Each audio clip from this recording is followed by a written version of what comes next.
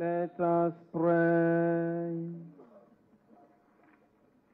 Renewed by this Paschal sacrament, we pray, O Lord, that we who honor the memory of the mother of your Son, experiencing each day the mystery of death in our bodies, may be uplifted by hope from heaven and show forth in our daily lives the good news of the resurrection. Grant this through Christ our Lord.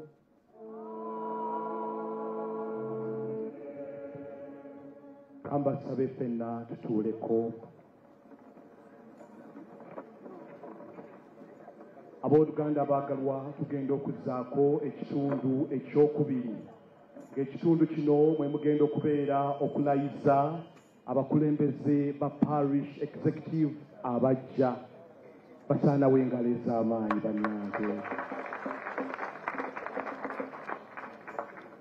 The new parish executive is going to be inaugurated and sworn in, and our Lordship present here, Right Reverend Joseph Ekiru, will witness this swearing in. Kansabe Bwana Mukulu aje ate atuyitire bamemba ba parish executive, the councillors, the new councillors, baje mu maaso wako. Sebo Bwana Mukulu Father Joseph Siza jangu otuyitire aba councillors abapya.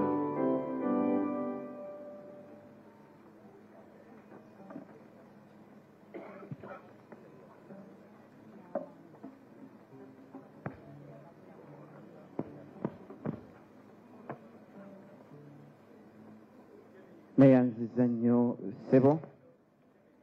Njagala okubakulisa mwenna abakristo era n'okubeebaza omulimu omulungi gwe mwakola nga mumpeereza abakulembeze abaali balina okukakasibwa okuva ku vicariate era ne ku ssaza. Now I want to present to you those who have been confirmed nga abaweereza b'Omukama mu parish eno. Bwe naamala okubasoma era nja kusoma n'olukiiko lwa finance committee, olukiiko olugenda otukulembera mu nzirukanya ya byonna mu ekereziya. Njagala okusookera ddala okuyita Ssaabakristu wa parish eno, omukyala Caroline Kavuma.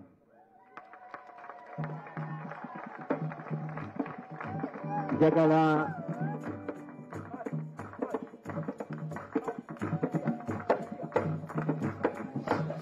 okay, nenonda era nenkakasa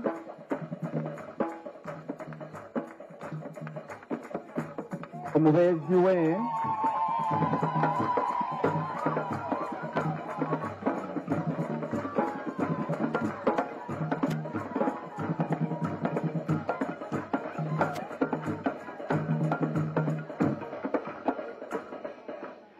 omubezi wa Ssaabakristu nga nonze omwami Kaboggoza Joseph okuva ekirinnya. Mr. Joseph Kaboggoza from Kirinnya.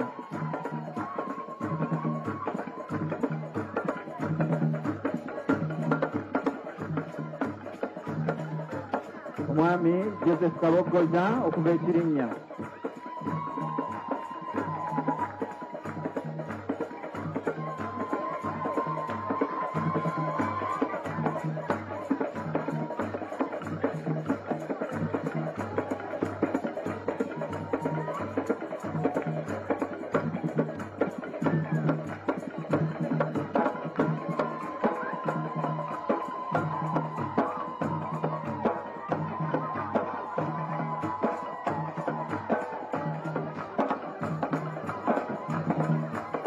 Nenonda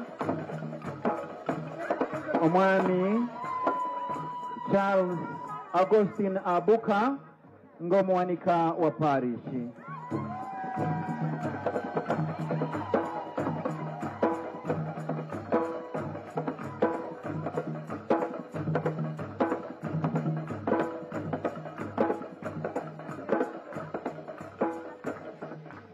era nenkakasa omukyala Mary Teddy Asiyo nga ye muwandiisi wa parish.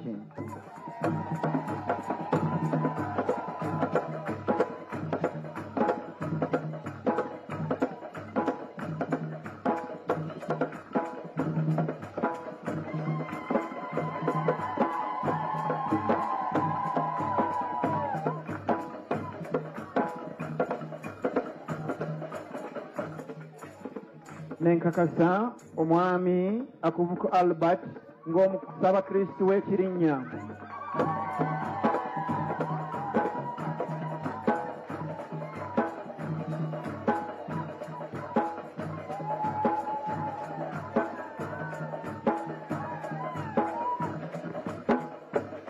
Nenkakasa omwami Vincent Matovu nga yesaba Kristu wa bweyogerere.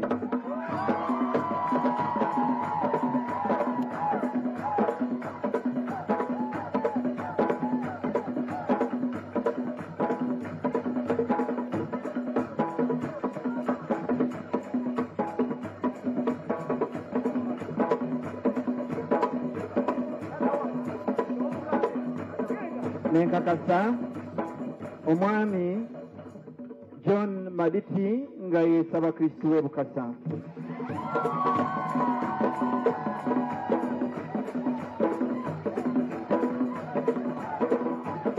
Nenkakasa omukyala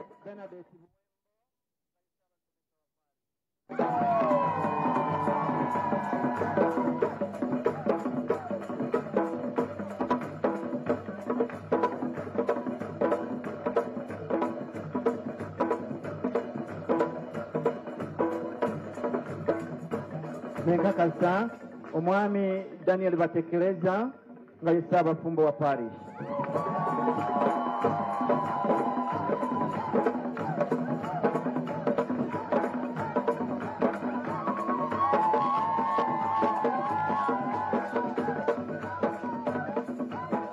Nenkakasa omukyala asaba Jacinta nga yena bafumbo wa parish.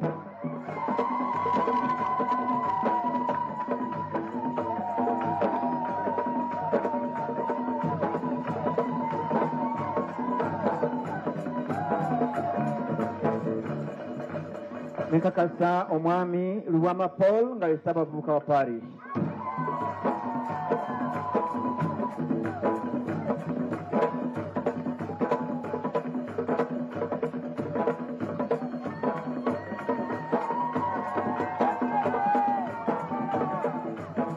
Nenkakasa omukyala Atugonza Catherine nga yena abavubuka wa parish.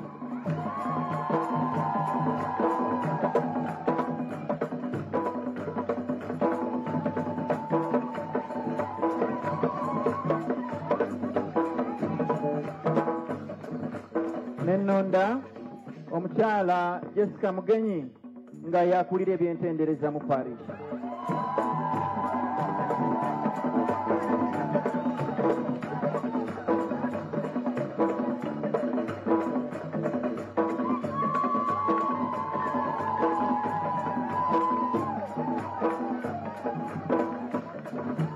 Nenonda omwami Dennis Okaka okuva e Bweyogerere nga yakulira Caritas ne environment.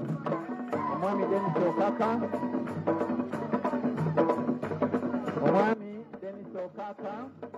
nga yakulira Caritas ne environment. Nenonda omwami John Bosco Doi nga yakulira Justice and Peace mu parish.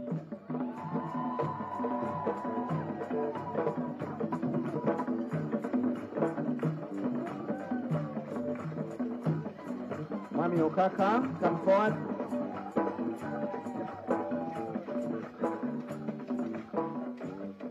Nenonda omwami Mark Anthony Aliguma nga ye wa communication amawulire mu parish. Mark Anthony Aliguma.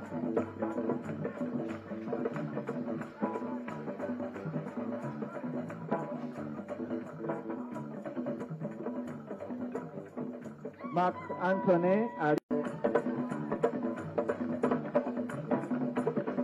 omwami Joseph Kasibante kati nno kamuswale obutaberawo ku mikolo gya parish kamulabe obutabera ku mikolo gya parish nakibagambye. So kaka, you are welcome. Nenonda omwami David Kibra okuva e Bukasa nga yakulira Pontifical Missionary Societies.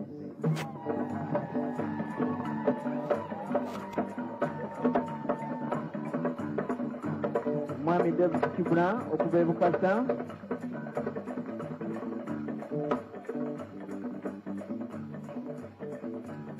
Kulonda omukyala Bernadette Nanfu Kaguyidde nga yakulira abakyala mu parish.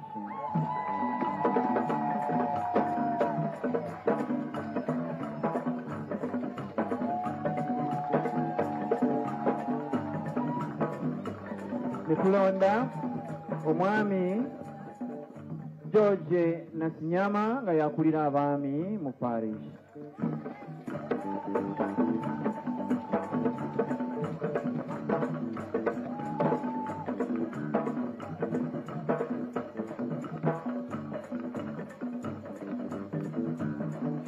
Nekulonda omukyala Julian Namuli nga yakulira abasamaliya mu parish.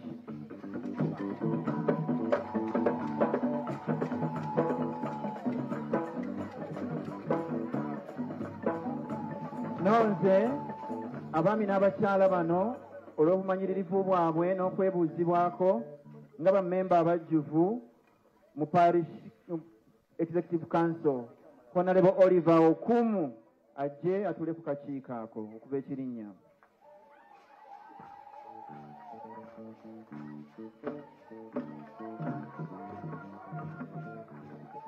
Omukulu ono yansabye olukusa taliiwo. Nenonda omwami Nicholas Mwijuka okutula ku lukiiko olwo naye.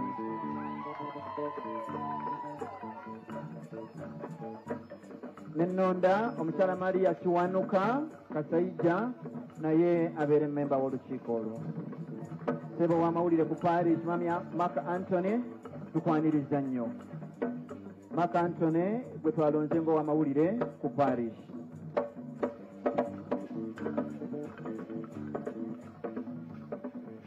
Maria Kiwanuka oba atuuse. Omwami Matovu Vincent wuyo naye atuuse bali mu kufumba.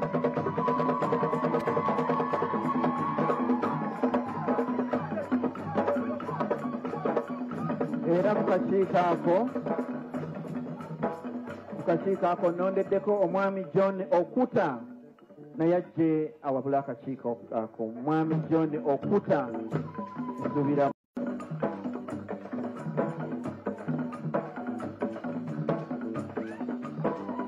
nasembayo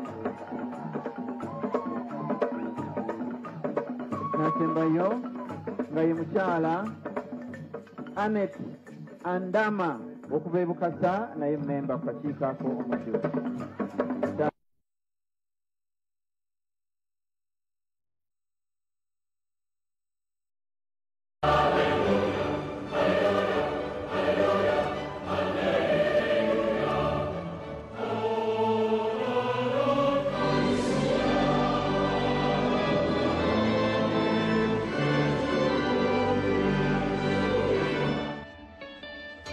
We bring you current, relevant, authentic, local and international news. In a special series, Teachers Making a Difference, we got the best performed girl in the government school came from our school. Uganda.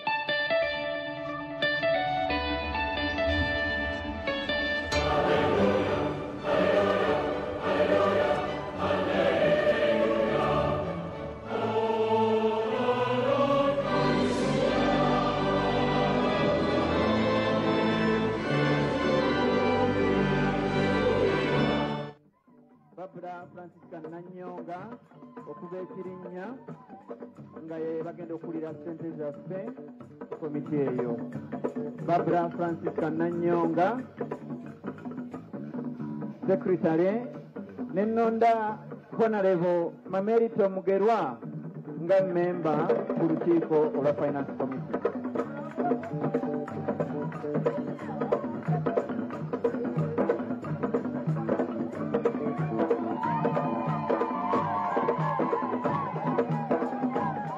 Madam Francisca, Secretary for Finance Committee.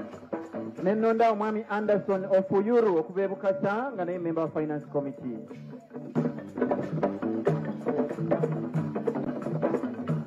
Nenonda omukyala Florence Muyinda Kuteesa okujja abeere member wa Finance Committee. Florence Muyinda Kuteesa okuva wano mu Centenary Bank, member omujjuguvu kakiiko Kampabula mu bya ssente. Nenonda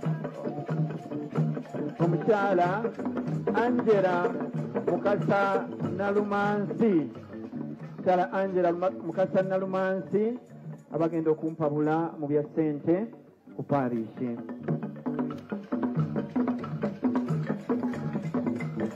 Nenonda Engineer Rogers Jude Asimwe, Engineer Rogers Jude Asimwe, Finance Committee ya Parish. Engineer Rogers Asimwe Jude.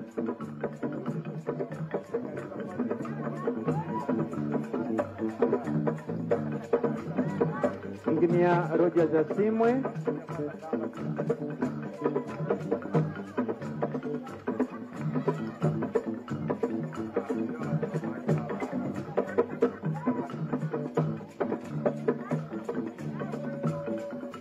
Nensembyayo member wa kakiiko ako omukyala Caroline Kavuma nga atula kakiiko ako nga member aka Finance Committee.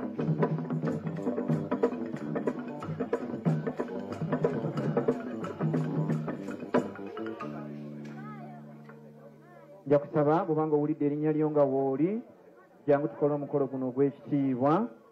Nsuubira nti mwenna mwabadde mutegeezeddwako nti mulina okubeerawo tusobole okulayira. My Lord Bishop, I want to invite you kindly to bless and inaugurate this parish pastoral and executive council together with the finance council. Thank you so much, my Lordship.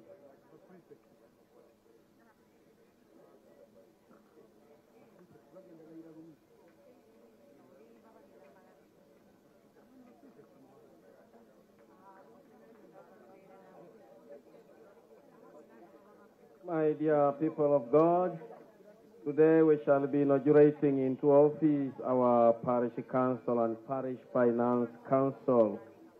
The parish council is a consultative body that strives to discern the movement of the Holy Spirit among God's people in the parish, helping the parish priest and his collaborators in fostering pastoral activities.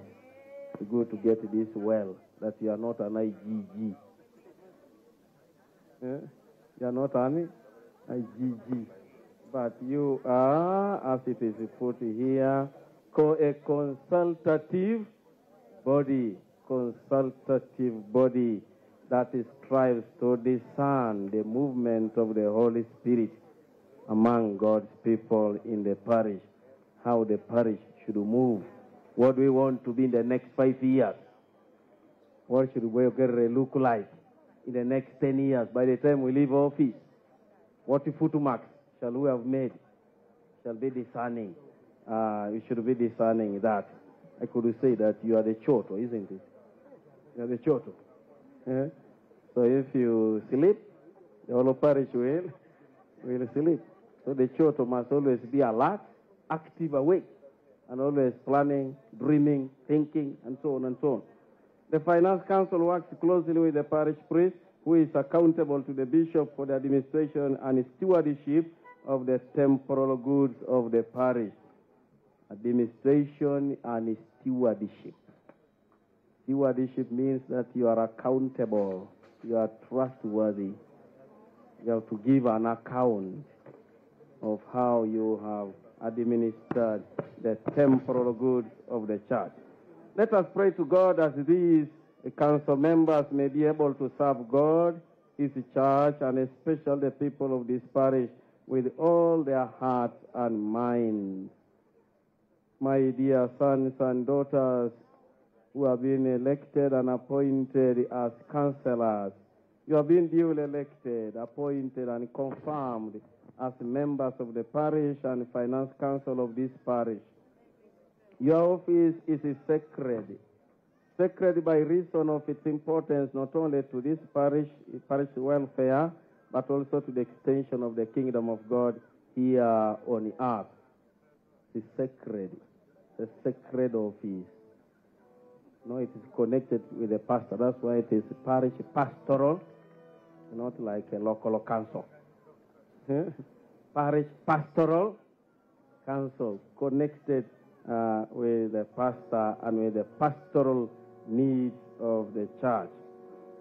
Be mindful that this parish does not belong to any one of us.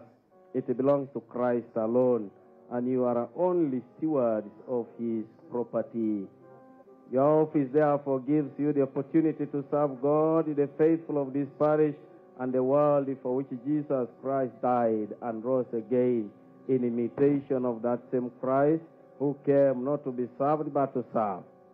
May the Lord our God, by the outpouring upon you of his divine grace, make you faithful servants in the dedication of your time, talents, and treasures to the well-being of his holy church.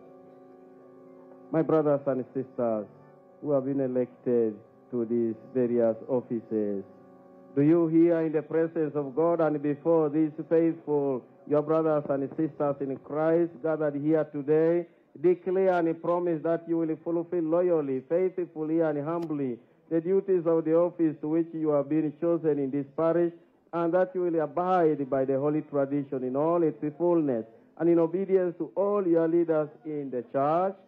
Yes, I do. Do you promise to promote the peace, unity, purity, and tranquility in the church? Yes, I do. My dear friends,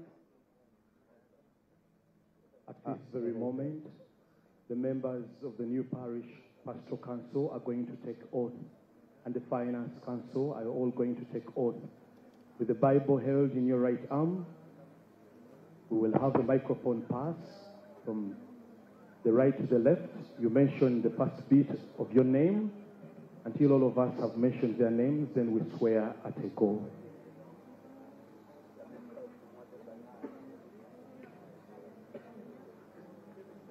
I, Caroline Kavma. I, Joseph Okukuza. I, Charles Augustine Abuka. I, Mary Eddie Asio. I, Albert Akovuku. I, Vincent Madovo. I, John Madet. I, Bernadette Mansi Buembo. I, Daniel Vadecheleza. I, Jacinta Ashara. I, George William Nasinyama. Our Lady of Consolata wane bweyogerere oba kiyite Bikira Maria ow'obuyambi. Tubadde wano nga tuli ku mukolo ogw'okukuza olunaku lwa Ffamire. Akaseera kano nga tetunnakomekereza kitambiro kya mmisa, abakulembeze abagenda okukulembera parish eno oba ekigo kino, akaseera kano balayizibwa mu maaso g'omusumba atukulembeddemu ekitambiro kya mmisa olunaku olwaleero. Omusumba ono ava mu ssaza erye Soroti, Joseph Ekiru yatukulembeddemu ekitambiro kya mmisa. Abantu babadde bangi olunaku olwaleero nga bakuza olunaku luno olwa Bikira Maria nga tuli wano ku kigo ekyebweyogerere. Ku bukedde wano tugenda kubeera nga tuvaayo, naye jjukira tetunnaweebwa mukisa. Ekitambiro kya mmisa kigenda kubeera nga kigenda mu maaso ku Bukedde TV 2. Tubaagaliza olunaku olulungi.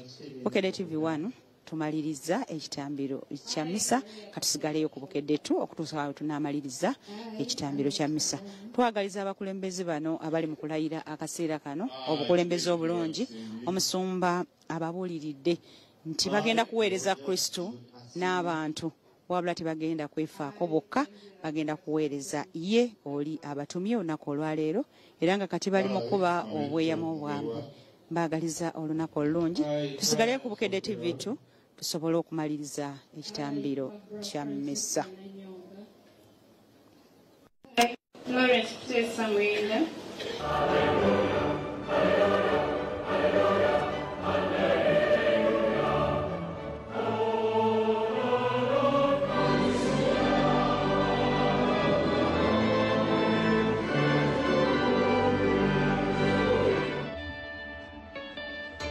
We bring you current, relevant, authentic, local and international news. In a special series, Teachers Making a Difference, We got the best performed girl in the government school came from our school. Uganda now is part of the global era.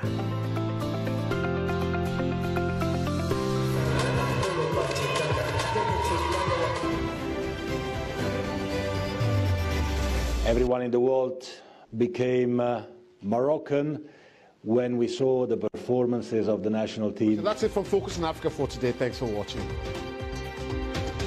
It's not just news. We bring the world to you. Tune in to Aben TV on StarTimes channel 230 and Azam channel 356.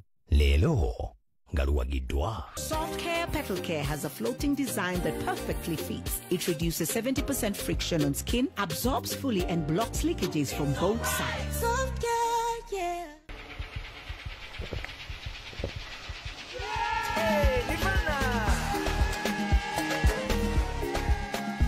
Nirvana packaged drinking water is a product of Crown Beverages Limited, makers of Pepsi products.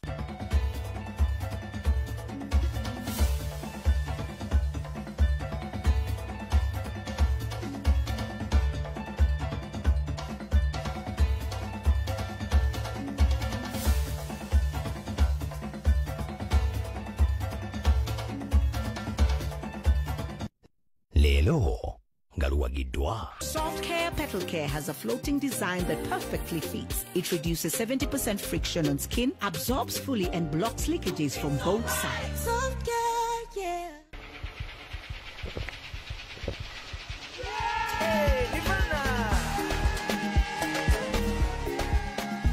Nirvana packaged drinking water is a product of Crown Beverages Limited, makers of Pepsi products.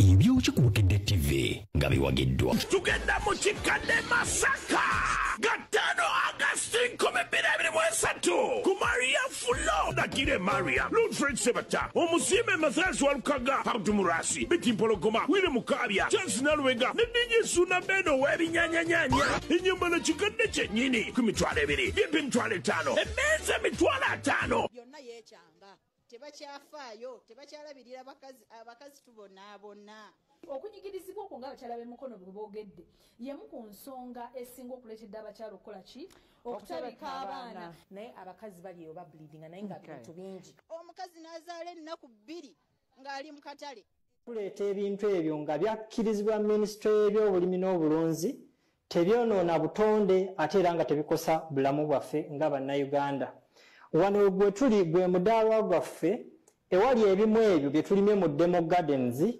ate ebimu bye tatusobodde kulaba bye biri mu Bukebe nga byo tebikoze eki.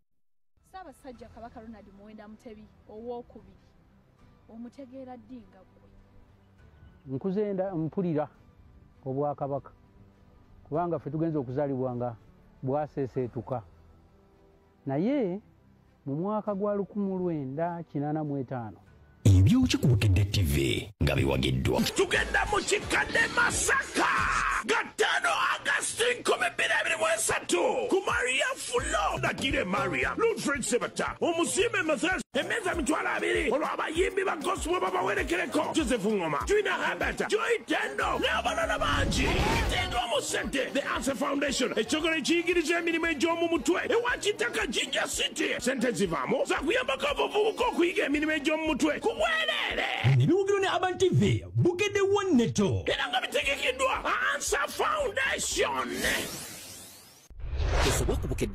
Omwami Musereyi tukugamba tewali nsonga eno bya mukyala nga sonsomola waali gwatawanyizibwa alusazi weekwata eccupa ya mukyula ate gwatawanyizibwa ekiwanga kirinza kyekyokuddamu nga wakagwiwamu nga gukyatokota ng'amazzi tegannakalira. Omuceere wuwo guteekateeka otya? N'obeera ng'ofumbye pilawo w'ennyama n'abeera nga ennyama teyayidde bulungi, kiva mu kusala agafi aganene agayungula. Omuceere wuwo guteekateeka otya? Ennyo obuvunaanyizibwa bw'okulabirira abaana tuli b'amaanyi abakyala kuba abasajja tebakyalina makulu. Enkwata gy'oba omukutemu nga ggwe naye muli afuna ekimuluma. Ky'ogamba tubakwata bubi ensonga lwaki tebakyatulabirira? Abakyala tusulayo nnyo ogwa naggamba, omukyala ne bamugambako olw'okuba alinamu abirige mu mpale nga takyasobola kufa ku musajja. Naye bwe kituuka ku school fee. Nze namanya nagobererako yasooka Mitiyana gye yava n'alyoka ajja e Butambala.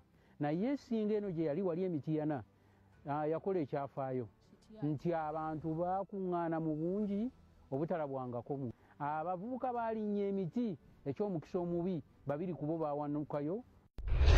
Bukedde TV. Omwami Musereyi tukugamba tewali nsonga eno bya mukyala nga Sonsomula waali gwatawanyizibwa alusaazi weekwata eccupa ya mucuula ate gwatawanyizibwa ekiwanga kirinza kye ky'okuddamu. Uganda faced a lot of challenges. The colonists were our enemies, not our friends.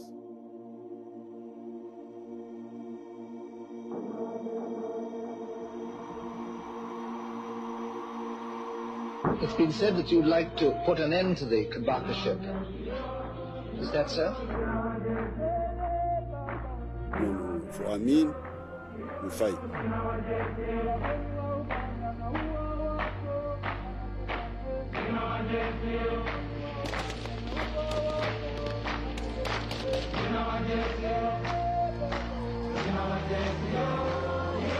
If you are going to have a fundamental change, because it's so redundant, you must change the way things are done fundamentally.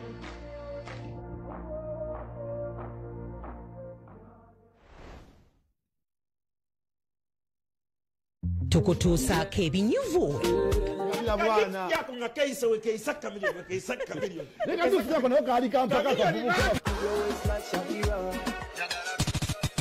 Okumanya teno show edibwamu buli sawa 2 kitundu ezokumakya ate tubeerawo mpaka ku Saturday tujja kubanga tutambula mpaka ku Saturday.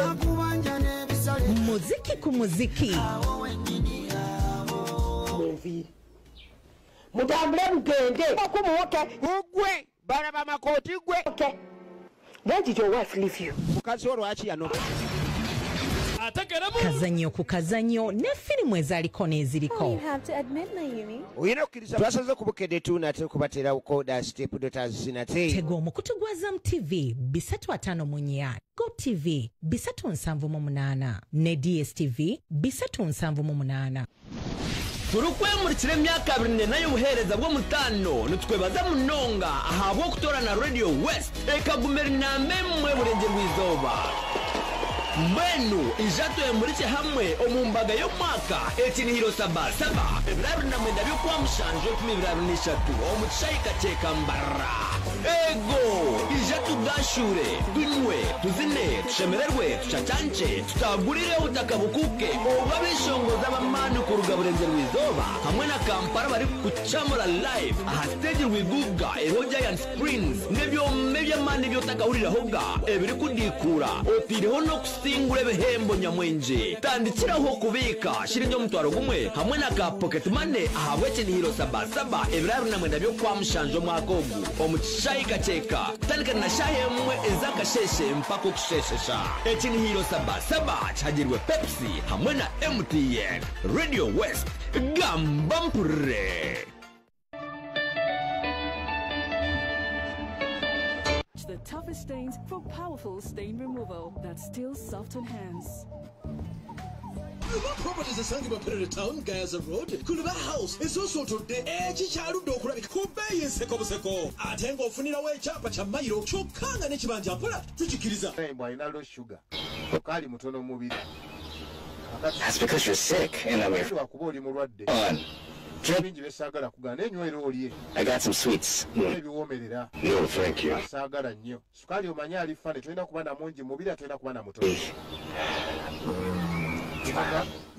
Kayisanye tuberangawo every Monday to Friday. Faizo yagano kola. Daba. Omulamwa gw'olunaku mu Kayisanye. Entalo bugule enkoko, bugule amanda, bugule ebirungo, bugule emmere, bugule enkoko. Osobola okugumira omukyala eyeteekamu ezakameza oleke 15. Nasinaba mochaluyi yakakubirawo yagamba sikamulamu gwe nawe nvaako badde kiyamuluma sikamulamu gwe mukazi gwe togenda kumanyira n'asooka amugunda ku kisenge n'amuyisawo n'amusula ettale mukazi watu ku busungu bw'alina ku nnaku gy'alina ku mutima olwa Enkyekubukedde TV. New Omo with naturally derived stain removers. It penetrates deep to reach the toughest stains for powerful stain removal that still soften hands. Properties esangibwa Perere Town, Gaza Road, Kuluba House, also today, Chicharu Dokura, Kube Yenseko Buseko, Atengo Funina Way Chapa Chamairo, Chokanga Nichibanja, Pula, Tuchikiriza.